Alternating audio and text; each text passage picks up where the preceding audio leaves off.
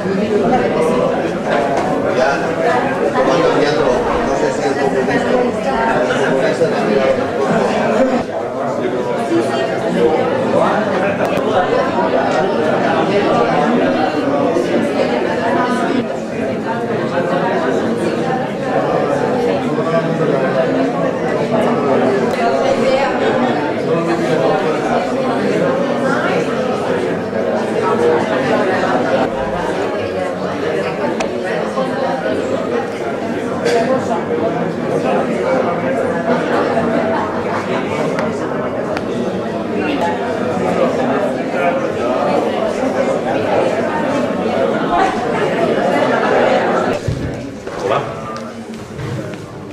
Sí, és cert?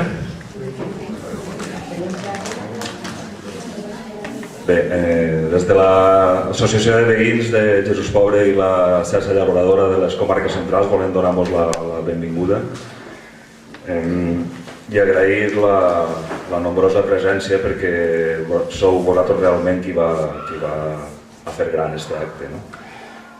Bé, continuant els agraïments, simplement, si em permeteu, vull nombrar l'esforç que ha tingut tant Xavier en l'organització de les jornades com la gent de la Maloca, que tenim així diversos representants, com també agrair a l'EATIM, l'Ajuntament de Jesús Pobre, la seva col·laboració en cedir-nos el local i la resta d'infraestructura que necessitem per a aquest acte. Bé, vos conto un poc per damunt la idea d'aquestes jornades. Voy a cambiar al castellano, en honor a nuestro invitado también. La idea un poco de estas jornadas es intentar dialogar, reflexionar todos juntos en torno a la situación de cierta confusión, de no saber dónde nos encontramos, que nos ha llevado a la llamada crisis, esta que nos están vendiendo, entre comillas. La idea es intentar reflexionar sobre esto todos juntos, intentando aportar cada uno su pequeño grano de arena. Y para ello hemos organizado 2 charlas y una mesa redonda en el último día. La primera de ellas es la que vamos a empezar ahora. Es un poco intentar hablar sobre la situación y intentar sacar conclusiones sobre esto, identificar los problemas que nos han llevado a esta situación.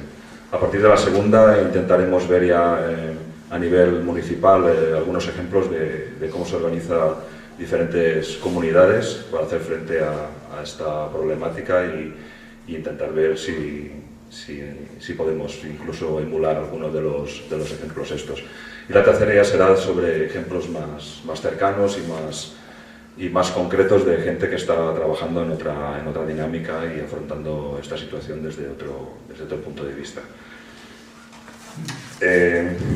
Simplemente comentaros que ahora Fernando empezará con una pequeña exposición, pero hemos pensado también que la segunda parte, la parte del coloquio que podamos hacer, de las aportaciones que podamos hacer entre todos, va a ser también una de las bases de las jornadas.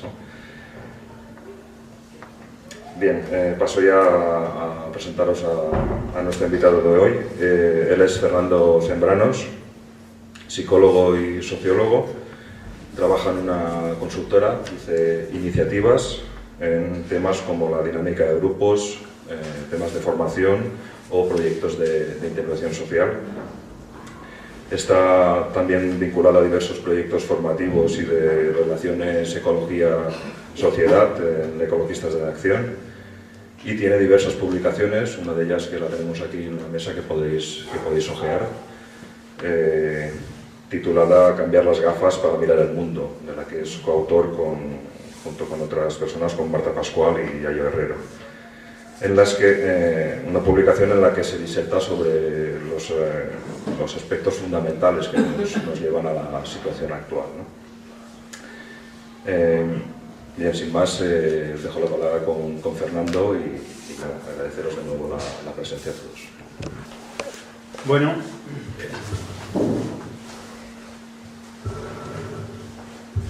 ¿Se oye ahora? Bueno, pues gracias por invitarme a participar en esta serie de conferencias. Lo único que voy a poder decir en vuestro idioma es Bona Vespres, que me lo acabo de aprender. Me lo han dicho mal.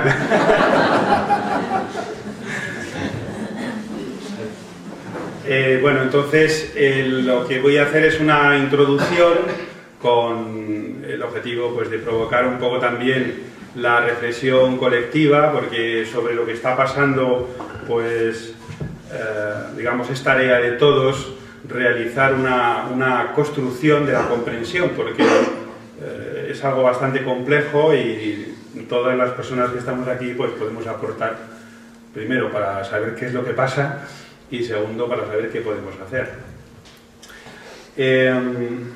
Lo voy a organizar en 4 apartados. Primero voy a hablar un poco sobre unas pinceladas sobre las crisis. En segundo lugar, voy a comentar algunos mecanismos y fenómenos por los cuales lo que está pasando pues no lo vemos, o no lo vemos bien, o no se entiende.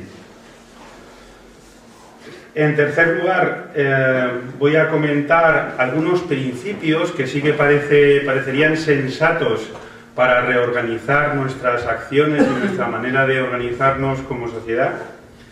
Y en último lugar, comentar algo, aunque esto será tarea también, sobre todo en los próximos días, pues del papel de las soluciones locales como respuesta pues a lo que ocurre. Bueno, el primer comentario, que es sobre algunas pinceladas sobre las crisis, pues sería decir que, bueno, pues que la verdadera crisis no es la que nos dicen, esto lo sabe casi todo el mundo, entonces voy a nombrarla en cinco aspectos que a su vez están interrelacionados entre sí. Las verdaderas crisis de fondo, las que nos enfrentamos, digamos, como civilización, sería el orden, lo puedes variar, la crisis ecológica, como la crisis más gorda, la crisis climática, que está claramente relacionada con la anterior, la crisis energética, en la que estamos en las puertas, lo que vienen a llamar ahora la crisis económica, pero en realidad es la crisis de distribución y de justicia social. Y por último, la crisis de los cuidados, que son las tareas que no están dentro del mercado, pero que son necesarias para que las personas podamos existir, resolvamos nuestras necesidades, nos podamos reproducir y podamos estar bien. Digamos que eso es un poco lo gordo, entonces sobre eso voy a decir unas pinceladas. Lo primero a decir es que las 3 primeras, desgraciadamente, es muy optimista decir que son crisis, porque crisis supone que es como un momento de cambio hacia otra cosa que podría ser tal vez mejor o diferente, pero voy a ponerle los nombres ahora que creo que son. A las 3 primeras que he nombrado, a la crisis ecológica, vamos a llamarle deterioro ecológico, porque una buena parte de lo que se ha deteriorado ya no es recuperable, o desde luego no es recuperable al ritmo de la destrucción. En segundo lugar, la crisis climática, pues le pasa algo parecido, mejor llamarlo calentamiento global o algo así, por ponerle una función que no indique recuperación fácil o recuperación sin más. Y la tercera más llamada crisis también que hemos dicho, crisis, pues lo más sensato ya sería llamar declive energético, que es más correcto que crisis, aunque eso no quiere decir que el declive energético no venga con crisis asociadas, pero digamos el concepto gordo es la idea de declive.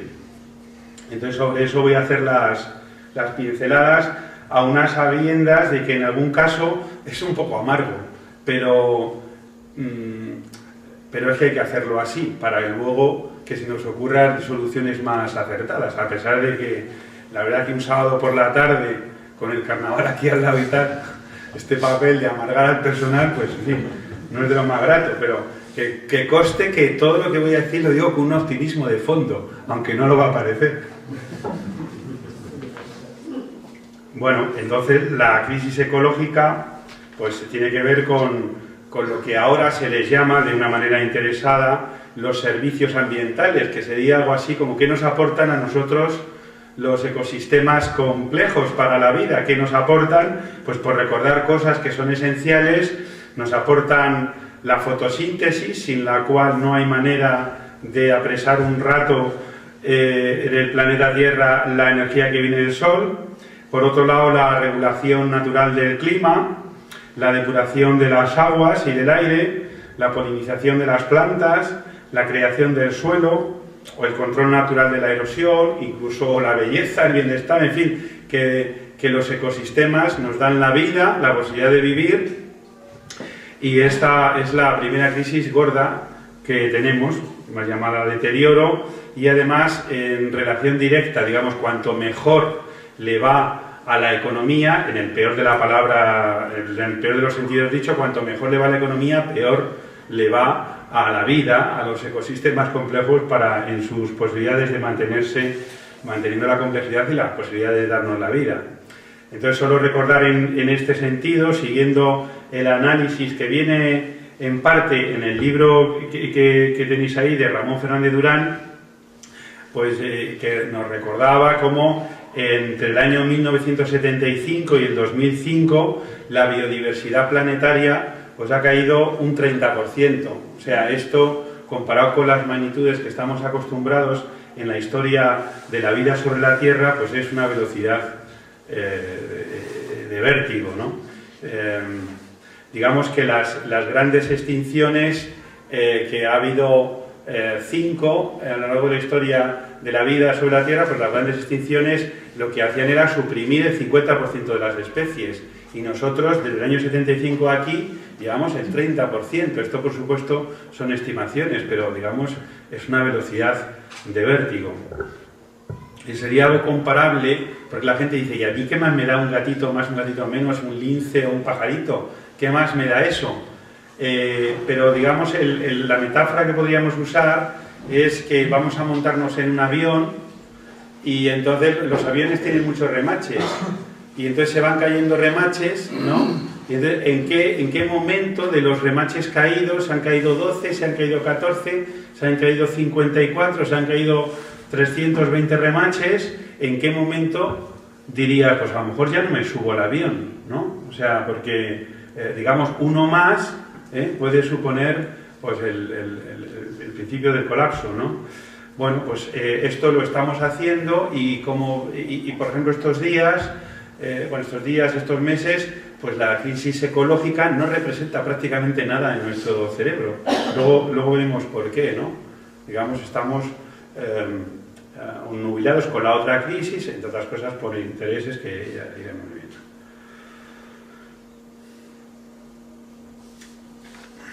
Bueno, más pinceladas, aunque todas juntas, la verdad es, en fin, es un poco catálogo de catástrofes, ¿no? Pues que el 80% de las especies de las especies marinas son especies sobreexplotadas, y podríamos decir, sin apenas equivocarnos, que la próxima generación será la última que va a comer pescado en estado salvaje. Estamos en ese punto, ¿no?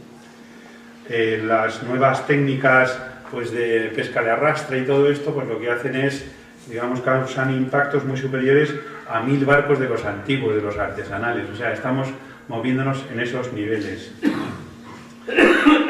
Por otro lado, decir que el planeta más o menos deforesta unos 200.000 kilómetros cuadrados al año, ¿no? Equivalente a la mitad de la superficie del Estado español. Pues eso, digamos, bueno, tú así no lo ves de forma directa, luego veremos también cómo en los programas de la 2 eso no se acaba de ver, pero lo cierto es que cada vez pues, la deforestación va avanzando de una forma pues, claramente significativa.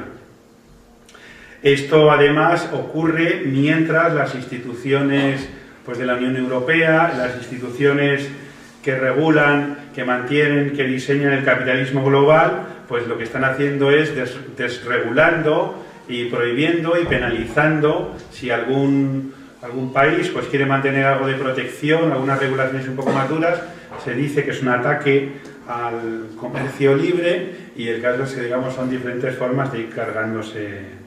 Luego ya veremos cómo a partir de la deuda, y esto nos afecta, que lo vamos a empezar a ver de forma directa, pues a partir de la deuda esta impagable, pues se va haciendo que las partes más ricas de tu biodiversidad, como por ejemplo pasó en Indonesia con los bosques, pues se talan pues para poder pagar ni siquiera la deuda, sino los intereses de la deuda.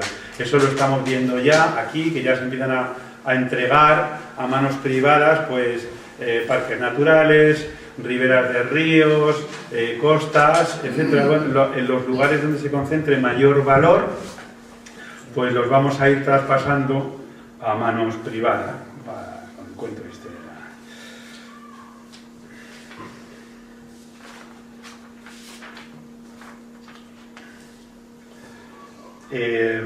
Por manejar algunos datos, hemos pasado como humanos, hemos pasado de mover 1 tonelada al año en las sociedades cazadoras recolectoras, 1 tonelada de material, pues en la actualidad en Estados Unidos moviliza un habitante 80 toneladas de material, ¿no? Y en la Unión Europea pues 45, o sea, hemos pasado a multiplicar por 80 o por 50 veces el número de cosas que necesitamos mover de aquí para allá, pues para hacer lo mismo, para mantenernos con vida, para distraernos o para relacionarnos o para reírnos.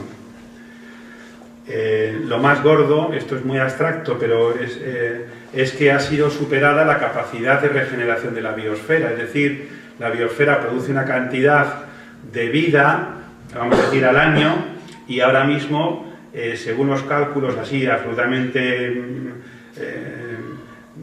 digamos prudentes y nada exagerados, que se hacen sobre la huella ecológica, pues sabemos que desde el año 87 o así, pues ya estamos tirando del capital, o sea, ya a la biosfera no le dejamos regenerarse, sino que ya vamos empobreciendo, estamos haciendo, pues, utilizando de combustible las vigas o las maderas del vagón, ¿no? Como en aquella película. Entonces, esto ya veremos que no se refleja bien en los indicadores económicos y digamos que como humanidad y como sistema, pues hemos entrado en el camino directo hacia el colapso. Tenemos contaminados los mares, el Adriático, el Báltico, el Mar Negro, y también van en la misma dirección el Golfo Pérsico, el Mediterráneo, el Golfo de México, el Mar de Japón, la salinización del subsuelo, como ocurrió en Pakistán, en la cuenca del Indo, y que está ocurriendo aquí, digamos la menor disponibilidad de agua dulce y a la par pues la mercantilización del agua a manos de Nestlé, de Coca-Cola y digamos favorecidos pues por los tratados de libre comercio, por la OMC, digamos, están haciendo regulaciones y tal que en el fondo no hacen otra cosa que traspasar lo que era un bien común pues de la humanidad, pues pasarlo a manos de 4 pelados. Alguna nota sobre la crisis alimentaria. De hecho ya hay menos producción cada año en términos absolutos, se reducen las cosechas y a la vez pues hay movimientos de capitales especulativos que van a hacer pues que una parte importante de la población mundial pues no tenga acceso a lo más básico, a las calorías básicas para sobrevivir. Bueno, esta es la amargura ecológica, pero tengo más amarguras, he dicho 5, o sea que la amargura climática, bueno, esto es más conocido porque ha sido más divulgado, pero todas las emisiones de CO2 o de metano, etcétera, pues lo que están consiguiendo es ir subiendo la temperatura, y la gente también dice, bueno, pues 1 gradito tampoco pasa nada, ¿no? Pues una sombrillita que la sacas un mes antes o algo así. Pero realmente, si cogiéramos la metáfora del cuerpo humano, sí que se vería bien, ¿no? Porque el cuerpo humano son 36 grados, o 37, pero 1 gradito se nota un montón, se empiezan a desregular un montón de sistemas, y 2 graditos, no te quiero contar, 4 grados te pone al borde de... Pues es que esta metáfora es tal cual. tal cual, digamos, la biosfera aguanta un poco, 1 grado, 2, tal, pero 4, que es hacia lo que nos dirigimos en las previsiones más optimistas, pues puede suponer la desregulación de una buena parte de los ecosistemas que conocemos, y por lo tanto va a afectar todo en cadena a la riqueza de los ecosistemas, que no les va a dar tiempo en tan poco lapso de tiempo a adaptarse, a crear nuevas biodiversidades, y a su vez eso va a afectar pues a la alimentación mundial, y bueno, y todo esto va en cadena.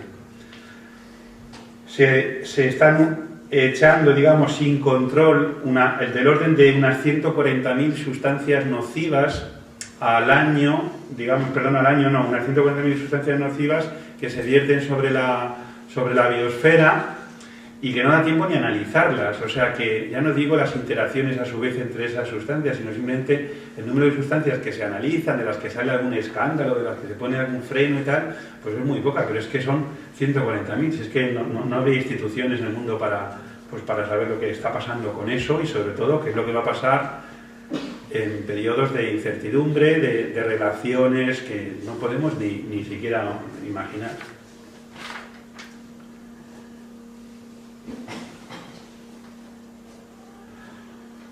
Bueno, y luego está el declive energético. Aquí la mayor parte de la población tiene mucho optimismo, porque tú sales por la calle, preguntas, y la gente dice, bueno, algo se inventará. Incluso hay quien dice, bueno, las multinacionales ya lo saben, ya tienen nuevas fuentes de energía, pero no las quieren sacar para hacer el negocio más adelante o algo así. Bueno, el caso es que como humanidad vivimos en la confianza de seguir en una civilización que, como es la que hemos conocido, pues no se nos ocurre que puede girar. Llevamos más o menos 300 años gastando cada año, con variaciones, lógicamente, como humanidad, gastando cada vez más energía, y nuestro cerebro se ha adaptado a esa creencia, ¿no? Digamos, la energía pues no es costosa, no tiene consecuencias, o por lo menos no son significativas, cada vez más, y así es nuestro imaginario de cómo va a ser el futuro, pues cada vez más energía y tal, y sin embargo, pues parece que lo más probable es que va a ser exactamente lo contrario. Digamos que los próximos 300 años se van a parecer a los últimos 300, pero al revés. O sea, vamos a ir caminando hacia escenarios pues de menor capacidad de consumo energético por parte de los... Esto por las buenas o por las malas. Si es por las buenas, tendremos la posibilidad de políticamente organizarnos para elegir prioridades, responder a necesidades y tal. Por las malas, simplemente pues el mercado irá diciéndonos pues dónde vamos a colocar la energía cada vez más escasa, y ya está. La mayor parte de la gente piensa, bueno, pero para eso están las renovables. Sí, pero las renovables son muy limitadas en su capacidad, desde luego no pueden mantener el ritmo que tenemos, el ritmo que hemos mantenido con la energía procedente del combustible fósil, y especialmente del petróleo, pues no es posible. Las renovables tienen una tasa de retorno pues bastante baja, y digamos, cuesta mucho recogerla, concentrarla, distribuirla, y bueno, simplemente que no va a ser posible habitar en el mundo que hemos conocido con una energía que los seres humanos hemos desenterrado en más o menos 2 siglos, pues lo que a la Tierra le había costado del orden de medio millón de años ir almacenando, y nosotros en 2 siglos, pim pam, pim pam. Y una buena parte de toda la idea que tenemos del progreso, del cambio, del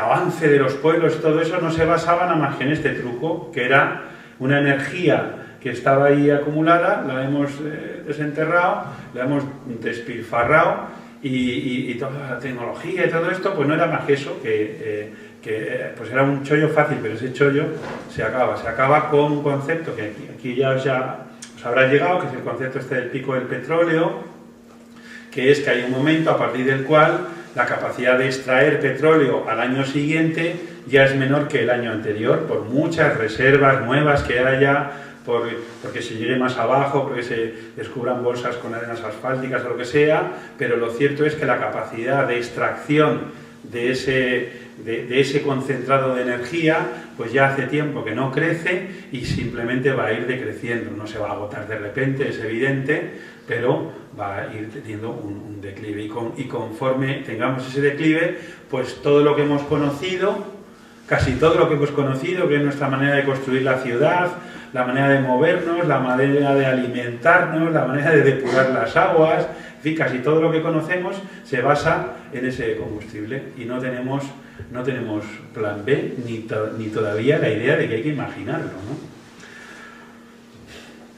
Alguna ventaja va a tener el declive energético, por ejemplo, con respecto a la voracidad de la globalización, pues hombre, una parte desde luego la va a frenar, no sabemos si de mala manera, pero la va a frenar.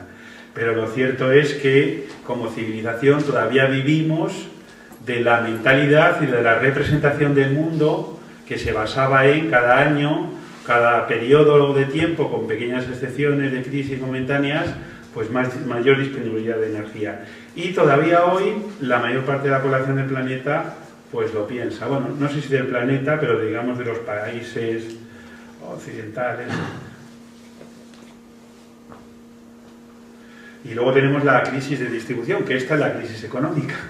Porque si no era verdad que se podía crecer ilimitadamente, que es la ficción del sistema económico, el sistema económico cree que podemos crecer de forma ilimitada, por un truco que luego os contaré, pues, pero si no era verdad, porque el planeta es finito, no le entra nada más que energía, pero no le entra ni un solo material nuevo desde hace millones de años, exceptuando algún meteorito que otro, pues lo cierto es que tener un planteamiento de crecimiento lineal en un mundo que es redondo y finito, pues digamos, ni había para todos ni había para más.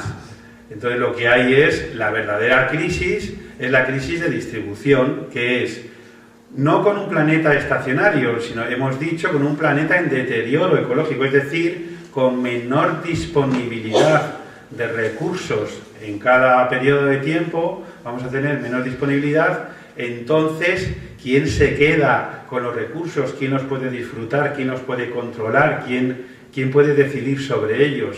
Y eso es lo que nos va a explicar de verdad la crisis que tenemos hoy, ¿no? Que es, pues para entendernos, si no te dejas llevar mucho por los números monetarios, pues en realidad lo que hay es un sistema de succión de la riqueza del planeta a manos de unos pocos. Esto era el truco, ¿no? ¿Qué hay riqueza? Pues la fuerza de trabajo, pues para unos pocos. La biodiversidad, pues para unos pocos. Los recursos energéticos, pues para unos pocos. Eso todavía tardará un poco más, pero digamos, ese era el truco. Una deuda que es impagable, pero mientras no la vas pagando los intereses, lo que vas haciendo es ir transfiriendo de las manos de lo que estaba más o menos repartido, tal vez de forma desigual, o de aquello que era común, pues lo estás transfiriendo pues a unos pocos. ¿Quiénes pocos? Pues unas pocas familias en el mundo, en realidad, que están apoderándose a pasos agigantados de todos los sectores estratégicos de la riqueza real. En el medio utilizan el truquito del sistema financiero, pero en realidad lo que era tener capacidad para succionar recursos lejanos de todo el planeta, de cualquier rincón que todavía tenga propiedades comunales o así, pues ir arrebatándolo. Y esa es no sé si está bien llamarla crisis, pero en realidad es un problema de los criterios de distribución. Eso se ve bien porque en los indicadores así más finos, esas familias que controlan el planeta, esos sí que siguen subiendo en sus consumos, en sus lujos, etcétera, mientras la mayor parte del planeta, a diferentes velocidades, pues va quedándose sin acceso a la riqueza real, que no era tanto la renta, sino pues el acceso a los servicios de los ecosistemas, a los recursos que nos permiten la vida. Y por último, tenemos la crisis de los cuidados. Tenía más, estoy resumiendo para que la amargura no sea muy larga, o sea que en el catálogo tenía bastante. Tenemos la crisis de los cuidados, que en realidad consiste en que todas esas tareas, en buena medida, en el planeta llevadas a cabo por mujeres, la mayoría, que son tareas que son las que nos permiten, 1, sobrevivir, 2, hablar, 3, relacionarnos, 4, sentirnos pues algo a gusto porque alguien nos quiere o lo que sea, pues todas esas tareas, más las de cuidar a tu madre enferma o tal, pues digamos, conforme el mercado detrae más esfuerzos hacia sí mismo, pues las tareas de cuidados se empiezan a tambalear. Entonces, durante un tiempo lo que hemos hecho es, como teníamos capacidad de succión de fuerza de trabajo pues de la periferia, hemos traído a las mujeres de la periferia que ha hecho ese trabajo, pero eso no era, el trabajo de cuidado no es infinito. Entonces, ¿qué ocurre? Pues si se emplea aquí, no se estaba empleando allí. Entonces, por ejemplo, a las maras salvadoreñas, que son chavales que no tienen familias completamente desestructuradas y se sienten más seguros en bandas armadas o algo así, para tener una sociedad a la que referirse al menos. ¿Por qué? Pues porque sus abuelas están muy mayores y sus madres están cuidando a nuestras madres aquí, a las de algunos, ¿no? Y eso es la crisis internacional de cuidados, de la que no aparece representación alguna ni en ningún tratado de economía, ni casi me atrevería a decir los periódicos, ni en ningún lado. Pues esa es una crisis gorda también que está completamente invisibilizada. Bueno, y si pasa todo esto, ¿por qué no está tan claro? ¿Por qué no es...? Si es evidente, o sea, ¿por qué no está tan claro? Voy a contar 6 mecanismos por los cuales algo que si no sabes economía, pues te enteras más o menos bien, pues 6 mecanismos por los cuales, a pesar de lo que está pasando, tenemos pues una fantasía de lo que ocurre y de lo que va a ocurrir. Estos 6 mecanismos son: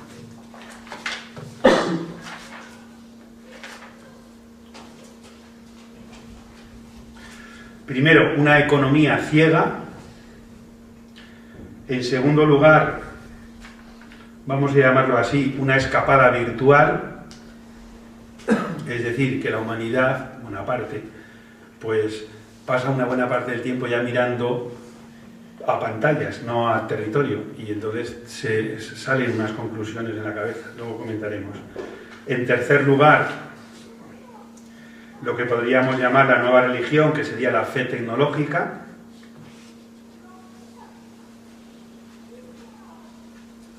En cuarto lugar, el mecanismo sería la vida en las metrópolis. No, justo aquí no es lo oportuno, pero la idea es que las decisiones gordas que afectan a una buena parte del territorio, al control de los recursos estratégicos, se suele tomar en las metrópolis, y a veces ni siquiera mirando por la ventana, sino mirando a su vez a unas pantallas con números. Y claro, salen otras conclusiones. También el quinto mecanismo sería nuestra propia cultura arraigada, nuestras categorías mentales con las que vemos la realidad, pues todavía están, pues proceden de la Ilustración y de la idea esta del progreso. Todo eso todavía está dentro de nuestro cerebro y así vemos la realidad. O sea, estamos presos de una manera que tal vez en el pasado pudo ser útil, o al menos no totalmente contraproducente, pero que en este momento mantener esas categorías culturales pues resulta suicida. Y por último, una explicación muy antigua de por qué mantenemos esta manera de mirar la realidad es porque lo que se ha llamado de toda la vida la ideología dominante, porque es la manera de ver la realidad que favorece a la distribución de poder pues tal como la conocemos. Entonces es la que se distribuye a través de las grandes medios de comunicación, de los currículums escolares, etcétera. Digamos, la manera de que aprendemos a ver la realidad, pues la que coincide con los intereses de la ideología dominante. Bueno, vamos a ver un poquito más despacio. Entonces decía, lo primero es la economía ciega. Es una economía que a través de simplemente se ha creído que la riqueza es aquello que es contabilizado de forma monetaria, y a partir de ese momento lo que hace es mirar aquello que es contabilizado de forma monetaria y deja de mirar lo demás. Entonces las conclusiones que nos salen pues están francamente distorsionadas, porque no toda la realidad entra en el subsistema, vamos a llamar así, el subsistema económico-monetario, sino que hay una parte de la realidad pues que no entra. Entonces si no entra no la ves, y si no la ves puedes hacer muchas cosas con ella, por ejemplo destruirla, ¿no? Y ya veremos además que según destruyes la parte que está fuera de su sistema económico monetario, según lo destruyes, lo de fuera, entonces entra dentro. Y al entrar dentro llegas a la conclusión contraria, que es, anda, estamos creciendo. O sea, cuanto más fastidias, la riqueza real se cuela dentro del sistema económico y tus indicadores pues van creciendo. Y llegas a la conclusión más absurda. Aprovechando que tengo esta botella aquí y haciendo un homenaje a Antonio Esteban, que fue el que me lo enseñó, pues él dijo esto, mira qué fácil. Tú contaminas el agua del río, que era agua para todos y para todas, contaminas el agua del río, entonces no tienes acceso al agua del río, tienes que ir a Quinto Pimiento, a donde está el manantial, la embotellas, la distribuyes, la metes en el capravo y luego vas a por ella. Bueno, pues bien, si está contaminada el agua y la metes en el capravo, el Producto Interior Bruto sube. Es decir, tu país es más rico cuanto más contaminada tienes el agua. Y ahora voy a deciros cosas que crecen en el Producto Interior Bruto según vamos fastidiando la realidad, porque me he dedicado a recopilar algunas. Cosas que hacen que el Producto Interior Bruto, que es un indicador, se supone, de la riqueza de las naciones y luego de la riqueza per cápita, porque se hace el truquito este de dividir por habitantes y tal, pues cosas que, siendo peores para la vida, para nosotros y para nuestro bienestar, sin embargo hace que suba. Por ejemplo, la destrucción de la naturaleza. Digamos, cuanto más se destruye la naturaleza, hemos visto el ejemplo del agua, pero podríamos decirlo con el aire. Cuanto más contaminado sea el aire, digamos, más costoso es acceder al aire limpio. Para acceder al aire limpio tienes que empezar a utilizar recursos del mercado, o para desplazarte, o para, en el futuro, para embotellarlo o lo que sea, y entonces el aire que era limpio y accesible para todos, o el suelo o el agua, pues cuanto más se destruye, más se introduce dentro del sistema económico, más crece. El miedo y la inseguridad. Si tú tienes una sociedad integrada, bien relacionada, donde todo el mundo en el espacio público pues puede pararse, moverse, relacionarse, disfrutar, vender, en fin, hacer de todo, y tienes una comunidad así más o menos cohesionada, pues eres pobre. Pero si tienes mucho miedo y la gente no está en la calle, sino que está recluida en sus casas y con doble puerta de seguridad y con cámaras vigilando, lo que se llama yacimientos de nueva riqueza, que es el miedo de las personas, pues cuanto más miedo tienes, más crece el Producto Interior Bruto. Esto va dedicado a L'Oréal, lo próximo que voy a decir, que es la fealdad inducida. Cuanto peor se ve la población a sí misma, más gorda o más con menos gracia en el cutis, cuanto peor se ve, pues más sube el Producto Interior Bruto, porque tienes que hacer operaciones, ponerte prótesis, silicona por aquí, por allá, etc. Entonces, cuanto más feo se ve una población, más sube el Producto Interior Bruto. La pobreza relacional y comunitaria, esto es muy gordo, porque esto no hay manera de medirlo, pero cuanto más solas están las personas, cuanto menos compañía tienen, cuanto menos pueden hablar con otros y con otras, pues más sube el Producto Interior Bruto, porque las necesidades básicas, primero de subsistencia y segundo de bienestar, no te las puede dar la comunidad ni las relaciones, sino que tienes que adquirirlas en el mercado, y muy pobres, por cierto, pero sube el Producto Interior Bruto. Por lo tanto, una de las cosas que está pasando, que es sobre todo en las metrópolis, que es la destrucción relacional de la población, que nos ha permitido, pues primero la felicidad, y antes que la felicidad, la subsistencia, pues cuanto más pobre es esa trama de relaciones, y cuanto menos relevante es, y cuanto más de baja intensidad es, y cuanto más electrónica es, pues más sube el Producto Interior Bruto. La insatisfacción sin más, eso lo sabe muy bien el mercado. La satisfacción estabiliza el Producto Interior Bruto, la insatisfacción lo hace moverse. No me vale con esto, no me vale con lo otro, no me vale tal, pues venga, vamos a cambiar esto, vamos a comprar lo otro. Entonces, cuanto más insatisfecho, más rico es tu país. La desigualdad, bueno, esto hasta lo tienen teorizado, ¿no? Que la desigualdad y la envidia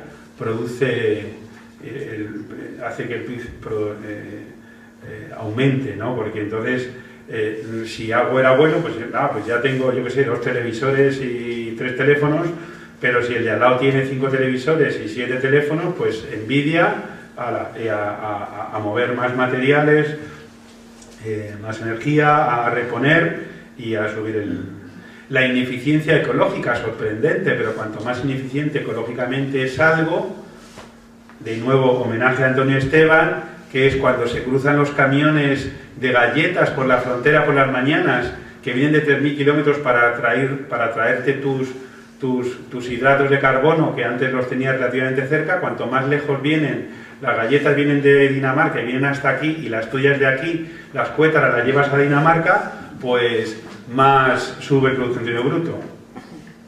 El exceso de trabajo no deseado, la pérdida de autosuficiencia y de soberanía, la emisión de residuos. Bueno, no voy a continuar con esto, pero voy a acabar con que he llegado a la conclusión de que la sinrazón, el despilfarro y la irresponsabilidad incrementa el Producto Interior Bruto.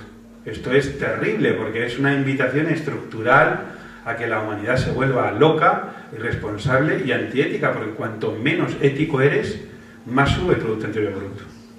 Pues tenemos una economía que está para allá, digamos, un sistema económico, un sistema de valorar la realidad y llegar a conclusiones luego políticas, sociales, etcétera, que nos ha confundido de arriba abajo.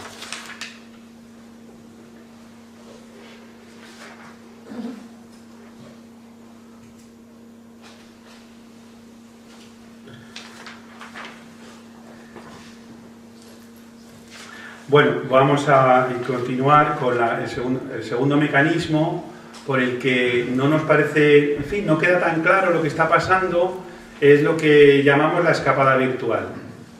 La escapada virtual consiste en que miramos cada vez más las pantallas más que por las ventanas. Bueno, esto lo decía Said de Oiza. Él lo decía justo para no presumir, o sea, él lo decía para presumir, yo lo voy a decir para criticar. Él decía, cuando hizo un edificio en Madrid, que era muy feo por fuera, que se llamaba El Ruedo, que es un edificio así medio redondo al lado de la M30, pues él decía que, le decía a la gente, ¿por qué has puesto estas ventanas tan pequeñas? Decía que es que las ventanas del futuro iban a ser las ventanas de plasma, o sea, las pantallas de plasma. Entonces, que no dijo que es que había que mirar a la M30, que también tiene lo suyo, ¿no? Pero bueno. Pero vamos a ver qué significa eso. Primero, una curiosidad, que es que hay una coincidencia. Digamos, si nosotros pudiéramos mirar el planeta Tierra desde lejos, veríamos que estos últimos 70 años, pues ha habido unas zonas del planeta que, digamos, son manchas grises que se han ido expandiendo, pues por centro de Europa, por las dos costas de Estados Unidos, por el sudeste asiático, en torno a las metrópolis y tal. Es una mancha gris que se va expandiendo. Y por otro lado, gracias a la emisión de residuos y contaminantes a la atmósfera, lo que veríamos sería pues una realidad más borrosa. Entonces, cuanto más borrosa y más gris es la realidad, a la par, digamos, casi a la misma velocidad, se han ido creando unas tecnologías de representación de la realidad que son de colores. Primero fueron de blanco y negro, luego de colores y luego de alta definición. Entonces, fíjate, pero claro, como cada vez dedicas más tiempo a saber qué es el mundo, pues mirando por esa pantalla, pues llega un momento en que puedes llegar a conclusiones completamente equivocadas. Una cosa que es un defecto del ser humano, defecto no lo sé, pero bueno, durante el último medio millón de años pues no ha hecho falta, pero ahora sí, es que el cerebro humano no distingue bien, sobre todo el sistema emocional, pero también una parte de la parte intelectual, no distingue bien la diferencia entre la realidad real y la realidad virtual. Digamos que tenemos un poco, es un sistema un poco burdo, grosero, no lo sabemos bien, por eso lloramos con las películas malas, ¿no? Las películas malas, digo, por las buenas no pasa nada, pero llorar con las películas malas que no quisieras, ¿no? Pero lloras con esas también, ¿por qué? Porque tu sistema emocional no lo distingue bien, ese señor que hay ahí es un actor que está representando una cosa de ficción. Sí, hay una parte de tu neocortes que lo sabe, pero el resto no dice, no, tal empatía, pum, él sufre, yo sufro y ya está. Es decir, no tenemos ese dispositivo que realiza la distinción. ¿Por qué? Porque no ha hecho falta. Porque en el último medio millón de años, hasta hace poquito, cuando tú veías un tigre, era un tigre de verdad. Entonces tu cerebro no te avisaba, decía, tigre, peligro, ala, vámonos para acá. Ahora tú puedes ver un tigre y puede ser una representación bastante fiable de lo que es un tigre, pero ya no es real. Fijaros, eso tiene mucha trascendencia, por ejemplo, en las relaciones humanas. Ya he dicho antes que el sistema económico y especialmente el alto consumo de energía y la configuración de las metrópolis produce pobreza relacional. Entonces, ¿qué es lo que hemos hecho? Pues te quedas en casa, miras la pantalla, escuchas lo que dice Ana Rosa Quintana más o menos y tienes una ilusión relacional. Y es así, porque en los pocos estudios que hay no comerciales sobre el impacto de la televisión en nuestros cerebros, pues uno dice, y lo dice sinceramente, yo creo, o sea, es que yo noto que me mira, ¿no? Es una bombilla de colores, sinceramente, no se va a enterar ni de que te mueres ni nada, pero tú tienes la sensación, así lo dice la gente y así lo habréis dicho vosotras a lo largo de vuestra vida, me siento acompañada o me siento acompañado. ¿Por qué? Pues por este fenómeno. Entonces, se está produciendo esta sustitución sin que además nos demos cuenta. Podríamos decirlo, en el caso de la televisión, podríamos decir que calma el dolor de la soledad que la propia televisión produce. Es decir, por un lado te dejas sin relaciones y cuando ya te toca sufrir y aburrirte, pues te pones a ver la tele y más o menos te calma el dolor. Es verdad que con una pérdida, pero... Bueno, pues... viéndolas, pero claro, las pantallas no eran pantallas ingenuas o neutrales o variadas o ricas y creativas. Las pantallas son las pantallas que ve la humanidad para enterarse de cómo es el mundo y cómo funciona, están controladas pues por muy pocas personas, corporaciones, intereses y tal, y por eso hacer la estadística, probarlo, de cada 10.000 minutos que aparece una multinacional en la televisión, solo 1 minuto se habla en contra, y de algunas nunca. Eso es lo que te explica de verdad cuál es la representación del mundo que te dan las pantallas. Porque claro, el mundo que estamos configurando es el mundo que le interesa a estas 400 multinacionales. Y sin embargo, en la representación de la realidad, estas multinacionales quedan desaparecidas o solo aparecen como valores emocionales groseros y favorables, perdón, groseros no, borrosos y favorables, donde tú dices Nestlé, nostalgia, familiaridad, afecto, tú rascas con los estudios de mercado el fondo de nuestros cerebros y esto es lo que encuentras de Nestlé, y quien dice de Nestlé, de todas las que queráis. Entonces, ¿de dónde salía eso? Pues, hombre, porque son las que controlan las pantallas a las que le dedicamos, sí, a pesar de Internet y de los videojuegos, 4 horas diarias al día de media. 4 horas diarias al día de media es exactamente el 60% del tiempo no regulado, de media, o sea, del tiempo libre, del tiempo no regulado, y eso significa que en el tiempo que los humanos nos relacionábamos, nos contábamos historias locales y nos íbamos a pasear al valle de al lado a ver lo que había, ahora lo que estamos es viendo lo que les interesa a esas 400 multinacionales que pensemos sobre el mundo. Y en ese sentido, pues se ha producido una pobreza de biodiversidad global que tampoco es contabilizada en el sistema económico. El siguiente mecanismo por el cual no vemos bien lo que pasa es lo que vamos a llamar la fe tecnológica.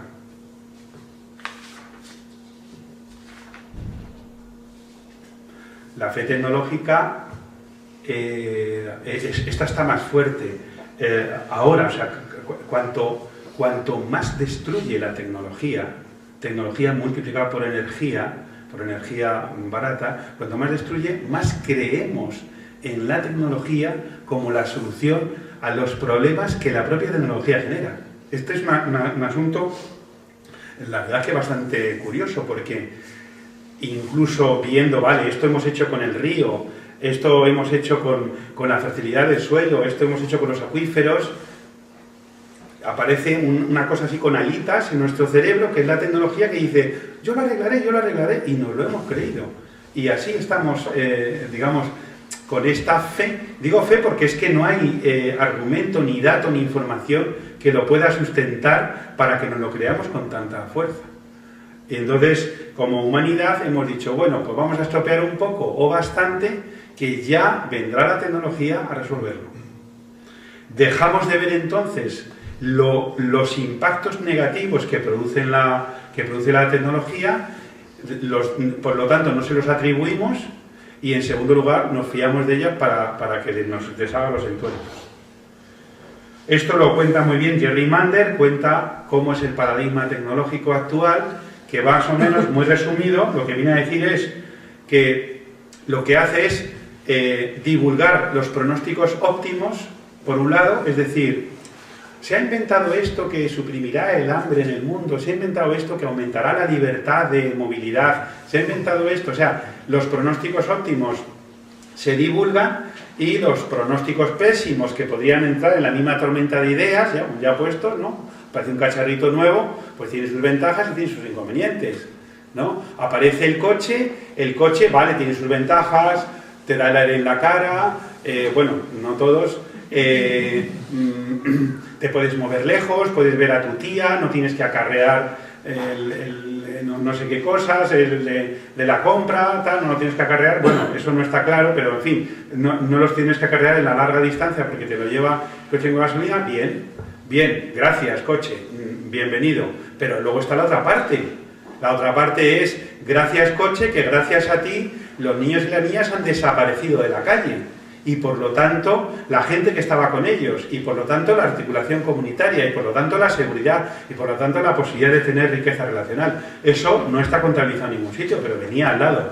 También han venido 3 o 4 guerras, y las que van a venir a partir del coche, también han venido varias catástrofes tipo Prestige, y las que no son catástrofes, que son los vertidos regulares de los petroleros cuando se limpian ellos mismos en los océanos, que equivale a 10 catástrofes del Prestige al año. Esa parte queda oscurecida. Nosotros hicimos un estudio del currículum oficial, el currículum de lo que el sistema educativo formal pues defiende para que los niños y las niñas estudien para evitar el futuro y hacer la prueba, porque era un estudio esta parte del estudio era bien simple. ¿Qué es lo que dicen de la tecnología? Hicimos una parte cuantitativa, sin más, no es que yo crea mucho la verdad en los estudios cuantitativos, pero es que esto era así, la palabra tecnología aparece en la ley educativa, o sea, en lo que se llama el Real Decreto de Enseñanzas Mínimas, que es lo que dice qué es lo importante que hay que estudiar. La palabra tecnología aparece 186 veces, si coges educación infantil, primaria y secundaria. La palabra digital aparece 86 veces. La palabra árbol aparece 6 veces y 4 para hablar de árboles lógicos. La palabra madre no aparece en el currículum. La palabra colapso tampoco. Bueno, eso te dice si era verdad que como sociedad hemos creído que la solución y la adaptación al futuro vendrá de manos de la tecnología. Ni qué decir que estamos creando una maraña tecnológica entre ordenadores, biotecnología, tecnología aeroespacial, etcétera, digamos, esa maraña de difícil comprensión que en cierta medida es como una especie de alien medio vivo que va creciendo y creciendo y que se va comiendo literalmente la biosfera, o sea que se la va zampando mientras esa máquina, que está formada también por grúas y por fibras de cables de fibra óptica y por ondas electromagnéticas, y eso va creciendo y se va comiendo la biosfera que nos da la vida. Podríamos al menos ponerla en cuestión, abrir un nuevo debate sobre la tecnología. Vale que hay que afinar mucho, que hay que especificar, que no es nada fácil y tal. Es verdad que nos ha traído alguna solución, pero ¿por qué no hablar también de los problemas que nos ha traído y de los que nos va a traer? Bueno, pues con la confianza ciega en la tecnología, pues así vamos desplazando los problemas que hemos causado. Luego, esto lo voy a decir muy rápido, la vida en las metrópolis, pues es, claro, los que mandan en el mundo, los que deciden las políticas, los que diseñan, lo suelen hacer o mirando informes o mirando pantallas con numeritos, y a su vez lo suelen hacer en metrópolis que tienen un radio de asfalto de más de 20 kilómetros y realmente pues no ven los ríos para decidir, no ven el bosque, no ven los animales, de hecho han desaparecido los animales de las ciudades. Es decir, no tienen representación, por lo tanto no cuentan a la hora de tomar decisiones. Y entonces la vida en la metrópolis nos ha hecho creer pues que el mundo es realmente una creación del ser humano, igual que pues esta carretera por aquí, este edificio por allá, este puente por allá, pues todo lo que ves es lo que ha creado el ser humano, pues te llegas a creer realmente que el ser humano es autónomo, que no es ecodependiente, que no forma parte de la naturaleza, y la naturaleza es algo residual y hasta un poco rollo porque hay mosquitos y todo eso, y entonces, como no tiene representación, no va a contar en las decisiones, y así nos pasa, ¿no? Que esa masa cementada pues sigue creciendo, se va comiendo las fuentes de la vida, y las fuentes de la vida no tienen representación. Bueno, esto ha dado lugar a unas categorías culturales, este es el quinto mecanismo, categorías culturales con las que vemos la realidad, ¿no? Que es el sistema económico, que es la idea de progreso, la idea de ya reaccionaremos, algo se nos ocurrirá, la idea de la tecnología que hemos contado bien, la idea de la energía como algo ilimitado, la idea del conocimiento, la idea de la... Esto no voy a detenerme hoy porque no me da tiempo, pero la idea de la sociedad de la información como una sociedad que se supone que genera información y no contabiliza nunca la pérdida de información. Hemos perdido una buena parte de la información de la vida, la información de las variantes de las semillas, la información sistémica, que es las diferentes especies pero colocadas en el territorio, porque hay una información que si está solo en bancos de información no es suficiente porque le falta la información sistémica. Por ejemplo, la información que hay en los setos. En los setos había reservas de la biodiversidad local que ese territorio produjo durante mucho tiempo. Desaparecen los setos, desaparecen las bibliotecas de información relevante para la sostenibilidad que había en el territorio, y esos setos no tienen cabida en nuestra cabeza, nos da igual, o sea que bueno, uno cultivo más, uno cultivo menos, y lo que hay del medio entre monocultivo y monocultivo nos da igual, pero ahí estaba una buena parte de la información de la vida, y sin embargo nos llamamos a nosotros mismos la sociedad de la información.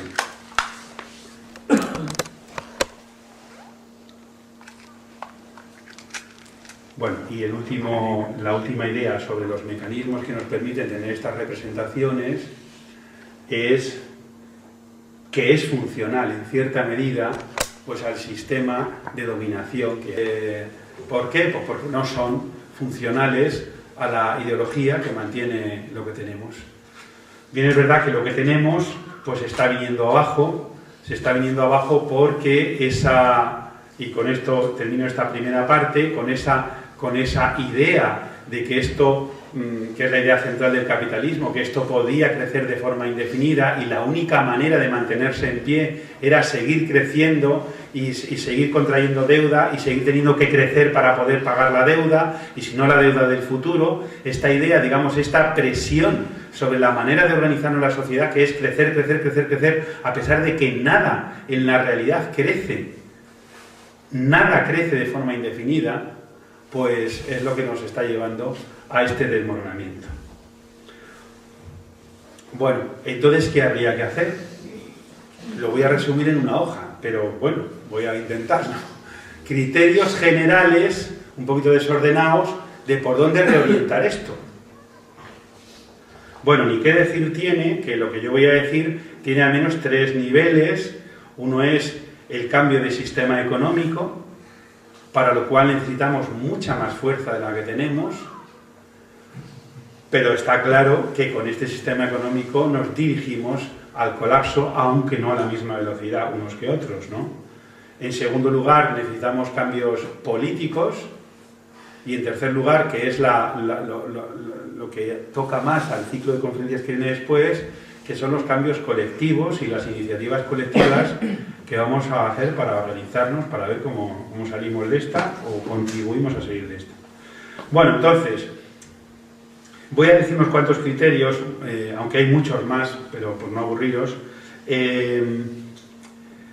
y que tenemos que decirlo en alto, porque han dicho durante mucho tiempo, la época esta del canto de Fukuyama, de que había acabado la historia, que el capitalismo era la única solución y todo eso, más o menos lo que la gente se ha creído es que no hay alternativa, que no hay alternativas, que lo demás es malo, ¿no? Entonces, no es verdad. Lo que no tenemos es fuerza para imponerla, o fuerza para configurar la realidad de una manera significativa. Bien, eso es cierto, pero sí sabemos lo que hay que hacer. No lo sabemos de forma perfecta y sabemos que una de las cosas que hay que hacer es seguir hablando entre todos como colectividad y entre todas seguir hablando de cómo lo vamos a hacer. Pero algunas cosas sabemos. Yo voy a contar algunas. Bueno, voy a contar el resumen. El resumen lo decía muy bien Vandana Shiva. Decía que ¿qué es lo que hay que hacer? Librarnos del desarrollo. En vez de crecer y desarrollarnos, la propuesta de Vandana Shiva es librémonos del desarrollo. Y con eso ya está prácticamente el programa completo. Ahora lo vamos a desglosar un poco. Pues vivir del sol, en realidad sabemos que la única empresa, entre comillas, que no ha quebrado es la naturaleza y los ecosistemas, así que bueno es echar un ojo cómo funciona la naturaleza. Y la naturaleza, una de las cosas que ha hecho, ¿no?, es pues vivir del sol. Casi todo es energía que procede del sol, que la transforma, que la mueve para acá, para allá, la almacena, la vuelve a enviar al espacio, etc. Entonces, vivir del sol, eso supone muchas cosas. De hecho, la humanidad ha vivido del sol la mayor parte de su historia. La mayor parte de su historia ha vivido el sol, ha cogido un poquito de energía, pues lo justo, y no ha removido tanto las bolsas de combustible fósil, y menos todavía ha removido la radiactividad, a ver qué pasa por ahí, ¿no? La energía concentrada. Eso pues ha tenido buen recaudo, ¿no? Casi todas las soluciones que vamos a proponer van a tener que tener una reducción drástica del consumo energético. Eso vale para todo, para alimentarse, para distraerse, para calentar la casa, para enfriarla, etcétera, que es, sí, como lo hacemos ahora, pero con mucha menos cantidad de energía. Y a su vez la energía que sea, pues basada en las renovables. También disminuir la movilidad.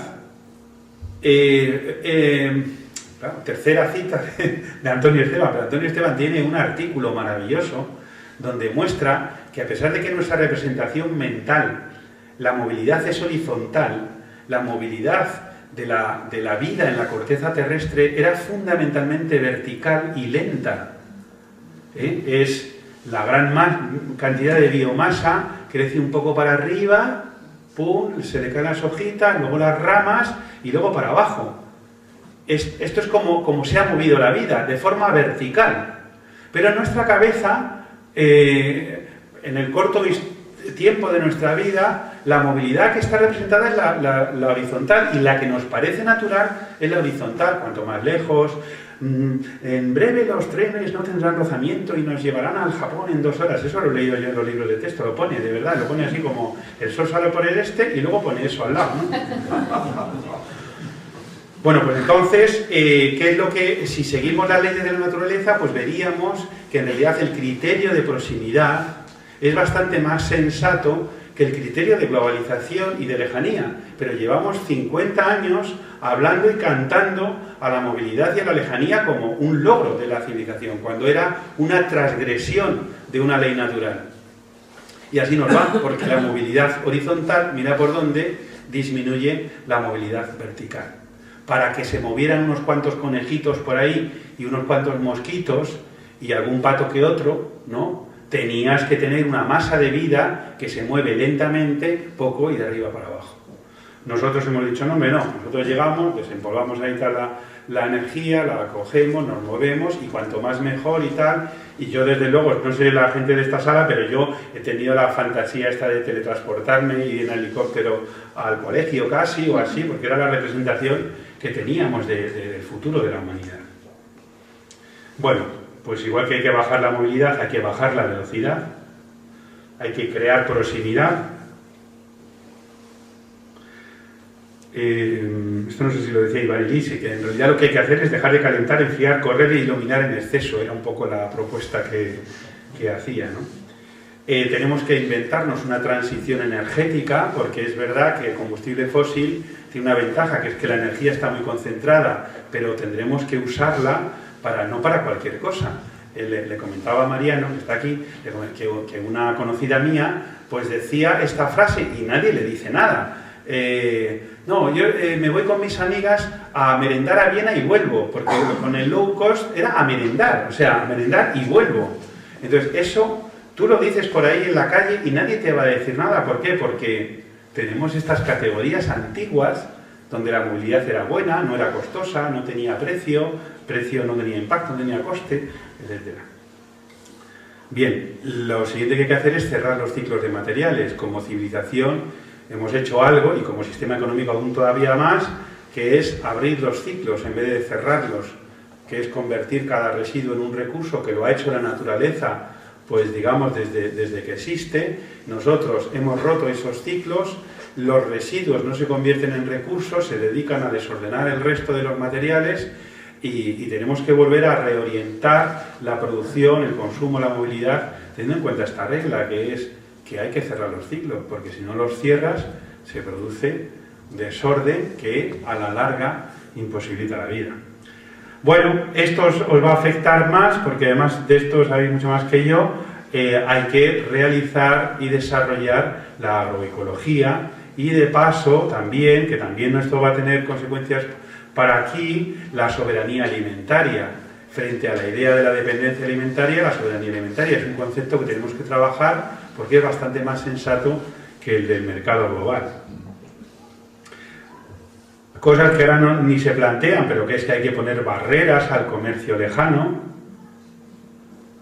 Esto lo digo en homenaje a José Manuel Naredo, que iba a dar esta charla también, que es disminuir el coeficiente de caja de los bancos, es decir, esa capacidad de crear dinero de la nada, que en el fondo se convierte en deuda y que en el fondo se convierte en exigencia de seguir creciendo.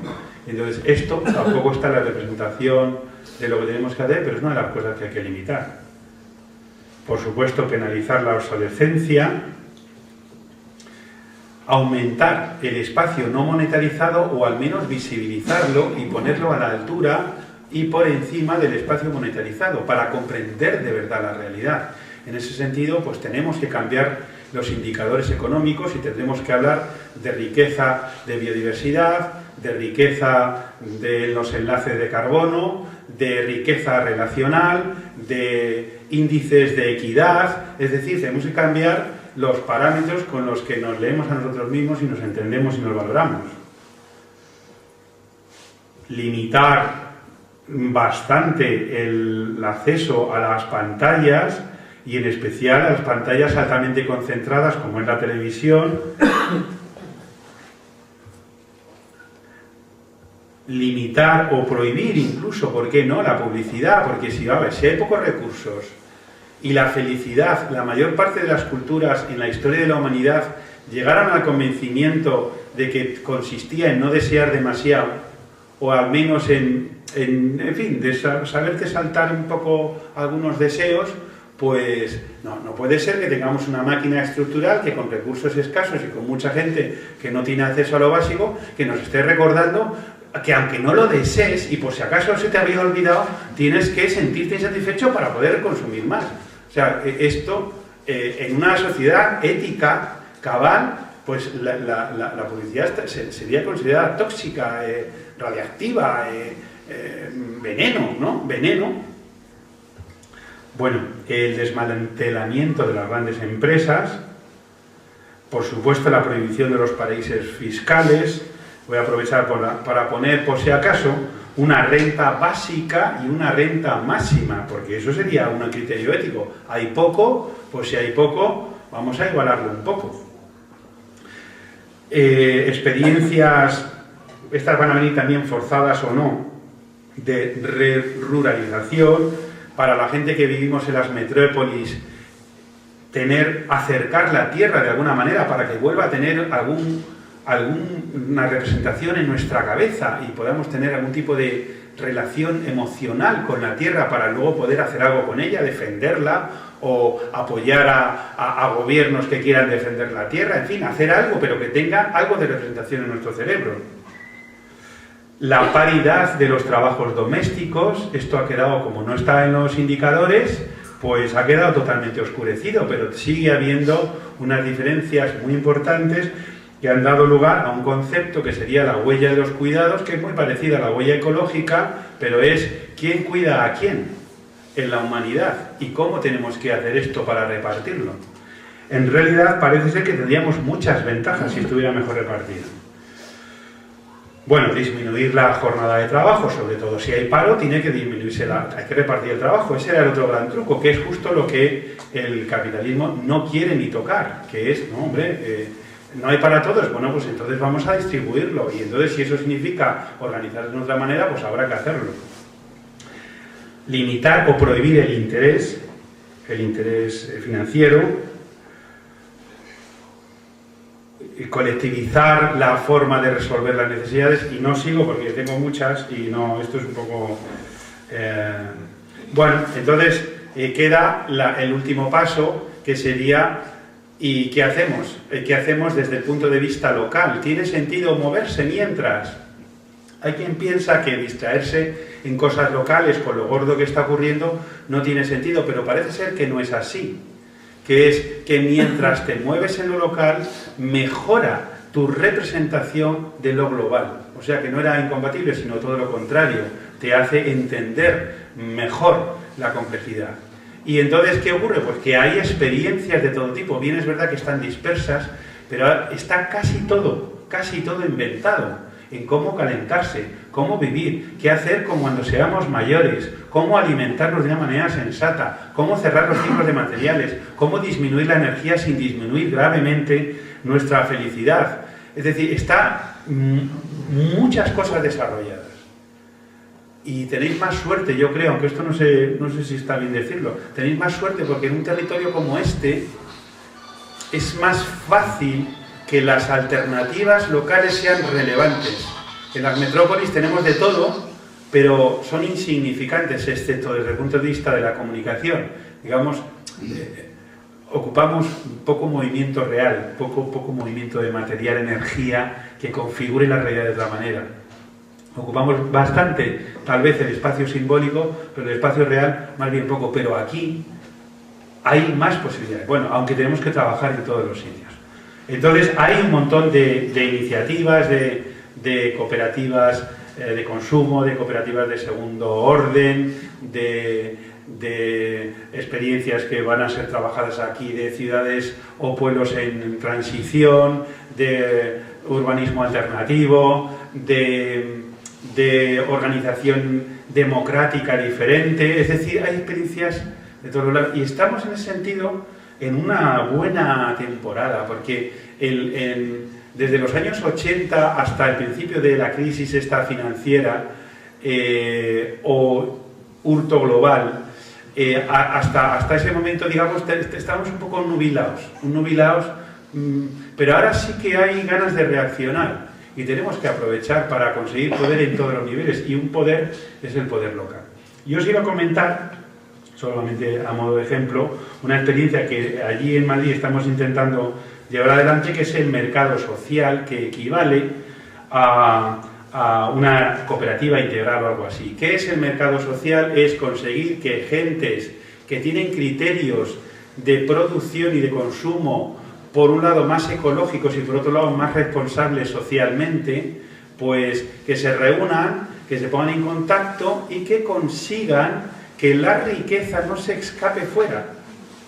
Es tan sencillo como relacionarse, darse a conocer y a igualdad de condiciones, consumo dentro del mercado social, y con mi conducta de consumo lo que hago es favorecer que la riqueza sea local, que, como hemos visto, coincide con casi todos los criterios de sostenibilidad y de cómo orientar en el futuro pues, la producción, la movilidad, etcétera, digamos, a través de la proximidad. Entonces, un mercado social te permite hacer muchas cosas, que es juntar entidades productoras, juntar personas consumidoras, pero también entidades productoras que también son consumidoras.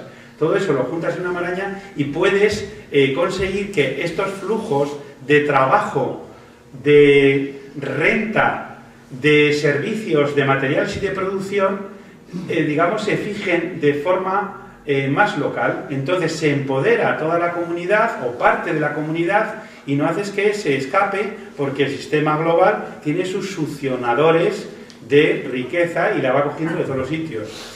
Y una de las que la coge es suprimir las relaciones locales y como estás aislado, pues entonces ya te pueden succionar tu riqueza, tu fuerza de trabajo, lo que sea, y llevársela lejos. En ese sentido, todo el trabajo que se pueda hacer, digamos, por crear experiencias, las que vengan a cuento por aquí, pues nos van a venir muy bien, porque nos van a dar más poder, nos van a permitir sobrevivir mejor, en buena medida nos van a hacer sobrevivir y en buena medida nos van a hacer ser más felices, porque, ojo, el ser humano depende para su felicidad de tener proyectos relativamente complejos para ponerse a trabajar en ellos, porque si lo tienes todo resuelto y tal, el cerebro se desorganiza con mucha facilidad. Esto lo sabemos por la gente, pues a lo mejor que tiene una jubilación repentina y luego no tiene nada que hacer, aunque tiene cubiertas todas sus necesidades, etc. Pues habíamos visto que no, que el ser humano quiere trabajar, quiere ser útil, quiere tener esperanza, quiere tener ilusión, y todo eso pues es proyectos de este tipo que algunos no nos saldrán, otros acabarán saliendo, otros serán muy fuertes y existirán sobre todo porque alguien los puso en marcha y porque alguien los apoyó. Pues tenemos mucha tarea y nada, ahora empezamos el diálogo y muchas gracias por escucharme.